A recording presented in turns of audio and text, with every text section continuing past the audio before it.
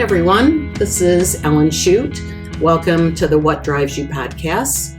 Our guests today are Sophie and Barb, who are sisters. They're going to tell us about their car, and I think you will enjoy and relate to their different perspectives of the same car. So I'm going to start by asking you both, tell us a little bit about the people in your car. So like the whole family. Okay. There was 5 children and mom and dad. Okay. Dad was definitely the driver, I believe. Okay. Dad was the driver of the car? I don't think we could talk, move, ask for food. When are we going to get there? Or anything. I think we were quiet. I mean, don't you think we were quiet? You were younger. Yeah, I remember it being pretty quiet. I think so. We never could rule. He was the ruler. Okay. He would put his Greek music on, sing, Yes. smoke his cigarettes, open the windows, and there you go. Okay. We're on our way. Okay. So there were 5 children. Can you tell us like how far apart you are and like tell me the birth order? Sure. Sophie can tell you. Yep. I have an older sister. She was a year older than me, so then it was me. Another sister 3 years younger. Another brother, a brother 3 years younger than her. And then the youngest 3 years younger than him. Okay. So there was That 4 would be girls and 1 boy. 4 girls and 1 boy. And I'm the second, and Barb is the last. You're, yes. The baby. She's got a Do you good think label. of her as the baby? Yes, still. Everybody thinks of me as the baby Yep, still. still. Yes. I have a lot of good memories of her as the baby Yes. because I was sort of the mommy. Okay. Yeah. Do you think of yourself as the baby? I do sometimes. And I got reminded of it a lot. I'm sure you did. So, Sure. I mean, it was kind of hard to get out of the role of being the baby because the mom and dad both were like, you're the baby. And I think they were trying to hold on to that feeling. And then there was a 9 and a 10-year difference between my 2 oldest sisters. So they're, at that age, it's such a huge age gap. Now it's not, but then it was. Sure. Then it was like, kind of like Sophie was more of a mothering type for me growing up. So, yeah, I mean, I feel like I was the baby for a very, very long time. Yeah. Okay. She played the role really, really good. Yes. I mean, she I was had to. perfect. Yeah. I couldn't play the baby because maybe because I'm the second. Right. The wild, go out and do. So if you're the second and the wild one, is that what you would? I don't know. I'm saying wild because I feel like everybody sort of waited for me to do everything and then I got in trouble or I just did it first and then they could go ahead and do. Like she was the rite of passage person. Yes. Okay. Like she did the first bad thing and then everybody else kind of followed. Like I wasn't really and then afraid they got to less. do it. They got less in trouble because she had already gotten the bigger in trouble. So you sort of set the tone. Well, I didn't have a fear of doing what I believed I wanted to do. Did your older sister have a fear? Yes. Okay. Yes. I think so. Okay. So my words for it, I don't know if these would be your words, but she was like the good and perfect one? Or she was the quiet one? Or she was afraid to sort of... Yeah, it's kind of hard to explain her. She was more like, took all the blame. Oh. And so she sort of rebelled in her own kind of way. Okay. Like she slept more. Okay. She was more messy or something like a different pattern. Okay. And then, I don't know, it was sort of a strange, do you think I think you were more of the perfect one because you kept everything clean constantly, like the whole house. I was a very big like with all 5 of us. organizer. Like she would clean up after us and do things. Did you clean up after them because you wanted to or because in your family you thought that would be a good idea? I think I did it because nobody else would do it. And my mom so was you just busy. assumed that role. Yeah, my dad expected it because he didn't want to see anything. Yes. My mom was busy. She had 5, and we had business, so she was always gone. So I think, plus I like it. Yes. I remember. Like I have a fond memory of like Saturday mornings with Sophie. Yeah. We should have a show that's Saturday mornings with Sophie. Tell me about Saturday mornings where Sophie was. Everybody was at work except for me and Sophie. And I don't know where everybody was, but she would be like so excited to clean the house and turn the radio on and be like, I have jobs for you. Yeah. And I would be excited because she was excited and she was giving me jobs. Wow. So we did a lot of jobs cleaning up together until later on when my other sisters basically told me that, like, she's suckering you. And this is not really fun. And I was like, what do you mean? And they're like, she's just like getting you to do cleaning jobs. And I was like, whatever. I kind of went with the flow, sort of. But she got me so excited about cleaning. Yeah. I mean, I would have really rather be doing something else, but I would help her. Yeah. So that's like Saturdays with Sophie. So you remember fondly. Yeah. Oh, that's so nice. I mean, you know what I remember? Yeah. We had a gorgeous red furniture with a red carpet, and you couldn't hardly see the carpet, but when I was done vacuuming, it was like, I just loved how it felt or looked when I was done. So that's so just I got a lot of pleasure. And ask my sons or my husband, I don't like anything on the floor. Do not put it, even at the restaurant. Don't leave anything. I gotta kick it under the counter. I don't want to look at it. Yes, I hear you. I don't like stuff on the floor. So that's just your sort of natural personness coming out. Okay. Yeah. So you both kind of agree that your father was in the driver's seat. Definitely. It's hard for me not to agree with that because I was the baby. So oftentimes I was sitting on Sophie's lap in the back seat because there were 5 of us. So there was hard to fit 5 people in the back seat. Or I would sit in between my mom and dad. Which created its own problem because then it was like, why does she get to sit in the front seat when we're older and this and that and blah, blah, blah. But when they would put me in the back seat, I would get like, I don't want her on my lap. I don't want her on my lap. I don't want her on my lap. And I was like, okay, I have nowhere to go. Like, there's nowhere else for me to go. So, yeah, I mean, I would say so. He was, he said where we were going and what we were doing. And he drove that. Okay. Oh, yeah. Do you remember having feelings about her being in the front? I don't think so. I don't think I was. You were probably. I felt like she was little, so she should be. But I also had like motion sickness. Oh. So when I did have that, I was in the front and I didn't like it because they were on the back having fun. And I was getting sick, so I was in the front. I remember going to New York and I had to sit in the front because I wouldn't get sick if I did. And I was mad because they were all giggling and having a good time. And I had to. My dad wouldn't let you move or laugh or talk or listen to the radio. You just had to sit there. In the front. I don't think I liked the front as much as maybe somebody else would have liked it. Okay. And I didn't care if she went in the front. Okay. Yeah. See, and I like the front. Yeah. Why? Because I think that because I was considered the baby by everybody when I was in the back seat, I just got ignored. So sitting in the front seat was like, I got to sit in the front seat. A big girl. Yeah, I got to feel special. Yes. Yeah. Right. It's funny because I've talked to other families where the other children were really resentful of the baby who got to sit in the front. And sometimes that sitting in the front between the parents can last for years and years. And it doesn't have to be really sitting in the front, but I've seen it over and over again where that person becomes sort of the caregiver or in charge of the parent's stuff. Oh, there you go. She's fit right into that role. Oh, interesting. She's very caregiving to my mom. And I think she's sort of extra caregiving to my dad. Okay. Where I'm not. I'm just there as a daughter. I care. We talk.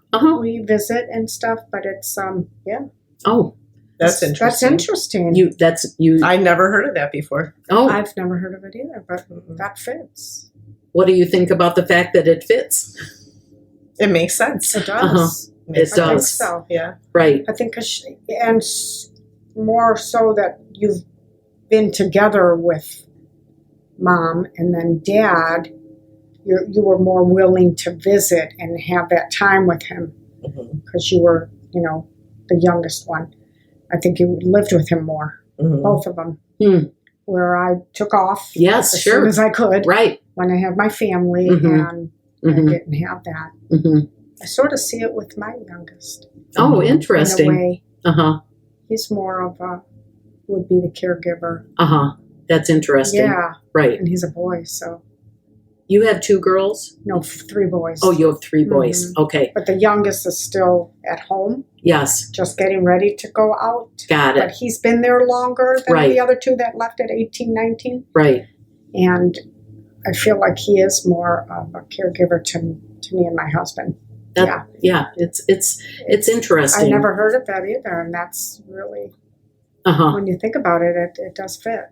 It doesn't always fit. I mean, every family has its things, in some families, the youngest, I mean, you guys know Paul, my husband, and he was the youngest of 5 in his family. And we talked a little bit about where you guys sat in the car, but where he sat in his car was in the way back of a station wagon facing out. And his life was about like waving to the people in the cars behind him because nobody else in his family really paid too much attention to him because there were these 4 boys who were much older than him.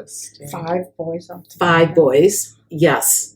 And I mean, you guys know Paul. You can envision him in the back waving, right? He still is that person. Yep. Super friendly. Yes, that is who he is. But his brothers, to this day, 2 of them have passed, but the 2 that are here just relentlessly still try to make him be the baby. He doesn't even notice it so much, but I really see that because their identity is about being bigger and older, right? So they minimize him a little always, bit. always. So that's why some of these roles just stay with us forever. That's so weird that he was in the back, just being the, Yes. Really welcoming. Yeah. Oh, yeah. Really trying to make friends wherever he goes. Right. And I mean, you can see that. Oh, he does. He's a great person. He is. Oh, my goodness. It can be sort of annoying. But anyway, that's what I say. All of our spouses are annoying, right? Yes. I mean, that's a good thing. Yes. To a degree. Right.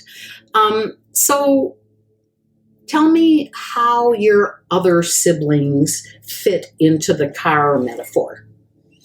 And you don't have to name them by name. I'd say from my perspective, the oldest was kind of bossy. I remember she wanted space, like, why are you sitting so close to me? Or give me my room. And then our middle sister and our brother, because they were kind of in the middle, were very quiet and just didn't want any. Like, it was don't look at me. Don't get me in trouble. Yeah. I'm going to chill. I'm going to listen to what you guys are saying, but I don't want to get in trouble. Okay. That's how I viewed it. Okay. Yeah. Would you have a different viewpoint of that? No, I think that Barb put it in the right words because they were really, I don't know if it's saying they were trying to get approval or trying to be, out of trouble, stay out of trouble. And just... So out of trouble might have meant not being noticed? Would you say that?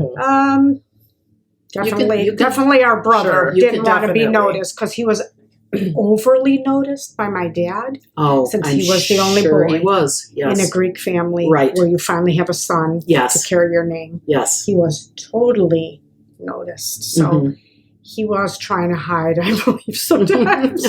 Sometimes. Sometimes. Uh-huh. Yeah, when he In was the younger. car, I think it was, Yeah. or I mean, in the family dynamic, I should say, like in that sense, it was, he was probably very just used to being praised all the time. And that was the role that he assumed, was like, I'm just going to be praised. So if you do something that is foreseen as not good and I'm laughing with you or trying to be a part of that, I'm not going to be as praised. Oh. Now I'm going to maybe, get in trouble that way. So it was kind of like, not that he didn't agree, but he was going to stay neutral. He was going to be He's Switzerland. the sweetest boy, Yes. and he still is. Oh. He definitely is. I mean, you maybe know him. I don't know. Mm-hmm. I might. You might. Yeah, Okay. He is has a very business, sweet. so he is super sweet and very loving and very kind. Wow. And So he learned in his car to be that person to get the good attention. He thrived on that. yes, Yes. I think so. Uh-huh. It really played a good role in his adult life. Mm-hmm. Yeah. Sure. Yeah. Right. So yeah, he's doing good. Sure. Okay. That it's interesting.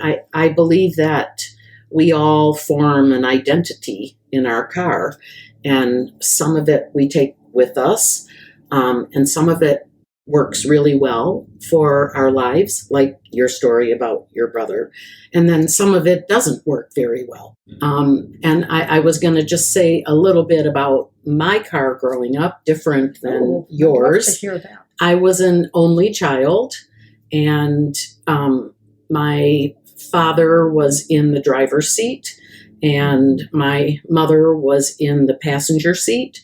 But and both of my parents were these very well put together, sophisticated, beautiful people. And as much as I say that my father was in the driver's seat because he was the breadwinner and he did actually drive the car, he did exactly what she told him to do. So I always say that he was in the driver's seat, but she was telling him where to go and which way to turn. Oh, okay. Right. She was Sure. the GPS. in Yes, his she life. was, yes. Sure.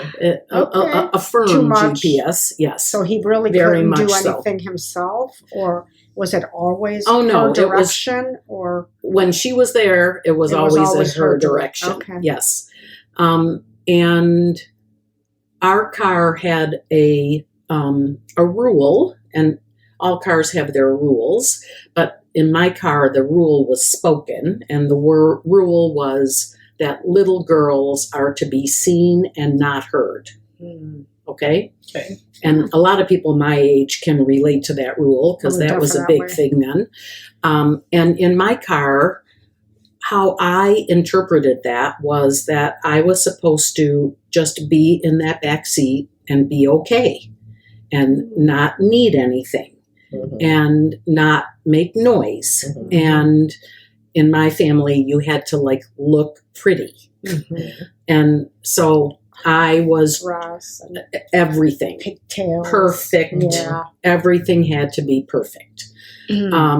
And so there were really good things that I learned from that, like that I'm a really independent person, that I don't need help a lot, that Yeah. if I want something, I get it done, that I figured out how to work around people that are somewhat difficult or not doing things how I like them to.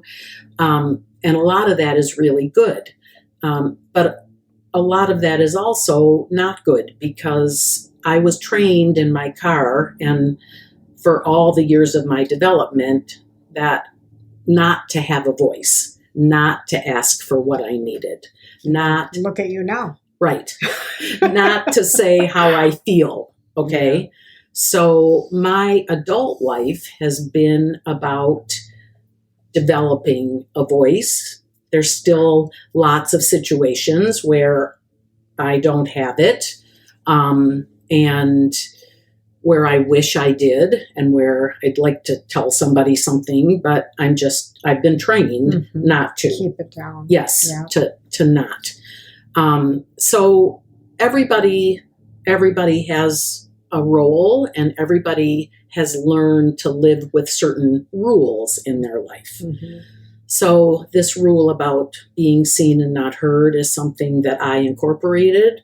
Do you guys think there were rules in your family that you learned that you're still holding on to, or didn't hold on to? I can say that there was a little bit of that in our home, Mm-hmm. in our car. Mm-hmm. And that's where I think our oldest sister comes into play. Uh-huh. And she didn't want to do any of that stuff, but she also had to keep it down. Uh-huh. She took chances, but then she always, got in trouble for it. So I think she stopped, but she's the one that's the most disconnected from our family right now. Okay. Like she's in another state. Okay. She's in another kind of living. So yes. You can see that. She was trying to tear away from that image. What do you think? Yeah. I think that there's a lot of disconnect.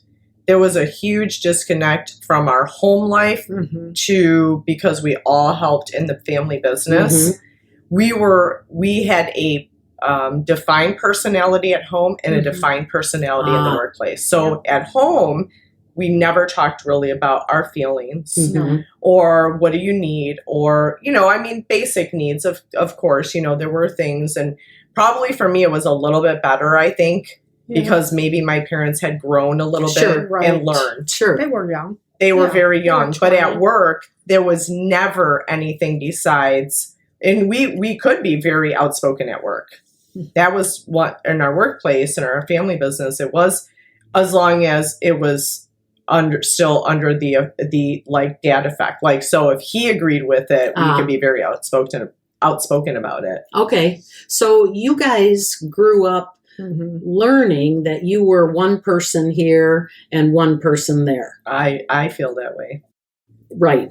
Do you feel that way too, Sophie? I feel like at home, we didn't have a home life that much. Mm-hmm. So when we were home, it was getting ready for school. You got up on your own. You got to the bus stop at 7:15. You found your own way to school. You found your own way back. I don't ever remember packing a lunch or having that type of care. Mm-hmm. Even younger, maybe a little bit more than, but when you pass a certain age, like 14 or 13, it was like, it was non-existent. Yes. And then when you got to work, you were more like an adult. We were taking care of, we were teaching 30 and 40-year-olds, and we were 15 or 14 or 16, what to do, and they didn't have the same feeling as we did. Yes. So, yes. It was hard to, to understand that. My dad sort of made everybody in this little ball. If they don't know it, then they're not good enough, or they don't get to stay, or whatever. But I feel like a lot of things that we did, we were given, the room to do it. Mm-hmm. But then as soon as you did something our dad didn't like, because he was also in charge of our boss and our father. Right. But he didn't give us a lot of teachings. He just told us what not to do. We had to sort of learn everything on our own. Okay. Sort of, judge the waters. Sure. I remember that like I said, I would get angrier. I would take my own steps. Mm-hmm. So when something happened that I thought was wrong, I would leave. Well, he didn't want me to leave, but I would still go. Okay. And he would still be chasing me with his car and open the door and say, get in. No, I'm trying to find paths to get back home because you're not going to tell me what to do. And so that sort of made it like not personal. Okay. Never like took you on the side and told you what was wrong or how you should behave as a 14 or 15-year-old. Yes. Something like, and it was just simple things like giving your friends a free Coke. Yes, right. And they left and you didn't ring it up or something. Or something simple like that. So it was something I couldn't understand because he never gave us any room to grow with that, like, or just take us on the side.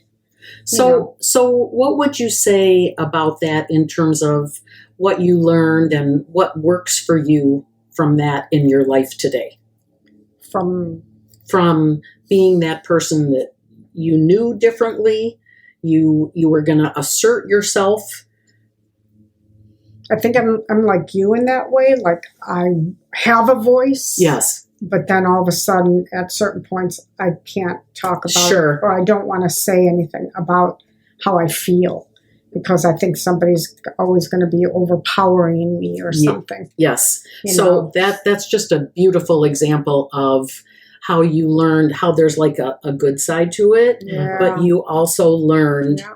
when not to. Yeah. Right. Mm-hmm. Mm-hmm. What about you, Barb? What would you say that you learned as a child growing up in your car that you still utilize today or affects you in a good way or a bad way? I was a little bit different. Like I was not afraid. I also had more freedom because Right. by that point, Sure, the car had changed. The car Yeah. had changed. Yeah. Yeah. So Yeah. the More rules freedom. were there, but they weren't as maybe they defined for weren't me enforced for or her enforced. But like they were for us. so for me, I felt like I was not going to tolerate certain things, even as a young child. Mm-hmm. And I made it very clear. Mm. And I was not afraid to make it clear. Wow. And I wasn't afraid of the consequences. Mm-hmm. So that part of me, I feel like was good. It's Yeah. almost like I learned some of the things of what not to do too, Uh-huh. Yeah. you know, in Uh-huh. the like when the time came, but also there was a lot of like non-structure. Mm-hmm. So the whole family dynamic life was a lot more based around what we did as siblings. I Yeah. see. The sibling factor is a lot larger in our dynamic than it is mom and dad in a sense, because Yep. we kind of did what Sophie said a lot of the Yes. times. Right. And what Sophie was doing and how she wanted, because she was kind of in charge of the house when nobody was there. Mm-hmm. So it was different for me, but I never let that interfere, I would say. Well, you had permission to not Right. let it interfere. Right. Right. Yes. Right. And You're right. right. You sensed that at times you didn't have permission. Right. Right. Oh, yeah. And at times you did have permission. I gave myself the permission, I think. You know, But I that's knew always everything that I was growing into be was stifled because it was like, Uh-huh. stay there, do what I say, don't ever grow, don't. Yes. Nobody was teaching us. Yes. Can we date? You can't even look at a boy. You can't even do that, but you can come to work. And our schooling, too. It bothered our schooling because sometimes we were too involved in business. But it never really got to go, further. Like, okay, so you're structured in that. Yes. Why don't we give you this opportunity? Or something that just can bring you up higher than, you want to be. Yes. So it was a strange growing up. Well, We all have a strange it was growing interesting. up. it was a growing up. Yeah, it That's- was. It was. You're And right. it's our growing That's what up. it was. And And- it gives us good things Yeah. and it Right. gives us bad things and it empowers us to do some Mhm. things and it prevents us from doing other Yeah. things. And that's just the nature of being human and growing up in a family. Yes, it is. And I think we're going back to, you were saying like unspoken, like hard work was definitely part of our Yes. car. DNA. It was like you worked hard, Everything. whatever you were going to do, it Mhm. didn't matter. Yep. And I think that we all take that with us in our Mhm. adulthood, which is very good because Mhm. we do have really It is. great Mhm. work ethic. ethics. Mhm. Yes. So That- that was important. That's something I know I've passed on to my kids. I'm Sure, sure Barbara's is passing it on to hers. Everybody appreciates, what we give in our life, even Yes. if it's not working. I think our whole car appreciates giving 100%, Mhm. and we always try to do that. We try to be whole people. Yeah. We're all broken still. Sure. Everybody's broken. Well, yeah, I agree with that too. I think that we did learn Mhm. in our car, however it was, brought to us regardless, that we were genuine, we were giving, we cared about other people, kind, right. Giving. You know, we were not just taught to be disrespectful or allowed to be disrespectful, which even though it might have been a hard lesson, it was a good lesson. It was very good. Right. You know, because I don't know that carries on a lot of weight these days. I agree. Right. So I appreciate that. You were taught to think of other people and to have empathy. And, right. That's a wonderful thing that you learn from a car. Yeah. Right. Absolutely. Right. Wonderful. Well, this has just been extraordinary. I'm so grateful to hear your perspectives. Well, thank you for having us. Yeah, this is awesome. Ellen, you're wonderful. Thank you. I just know that people are really going to relate, and I think it's so important for people to understand that every child, every person in the car has a whole different perspective of it, and as parents, we think we know what our children's perspectives are of our car with them. But I always think it's a good idea to wonder and ask as well, because you may learn some things, you know. I certainly learned a lot today. Yes. Good. Yeah, I'm glad. Too. Yeah. Well, that's the whole part of what drives you, is just bringing it all to our awareness. Yes. Nobody's perfect, but you take the good. Exactly. You deal with the bad and try to critique it a little. And every sibling does it in their own way. Yeah. Well, I want to thank Sophie and Barb for being a part of my What Drives You podcast and for sharing your stories with us. I really appreciate it. Thank you, Ellen. And I had a great time. It's a pleasure for me to know you in this way. Yes, it really is. I'd like to thank you all for listening and to urge you to please go to my website at ellenyshoot.com to hear all of my podcasts and read my blog. If you enjoyed this podcast, please consider going to your podcast platform and leaving a review. Thanks again. Talk to you next time.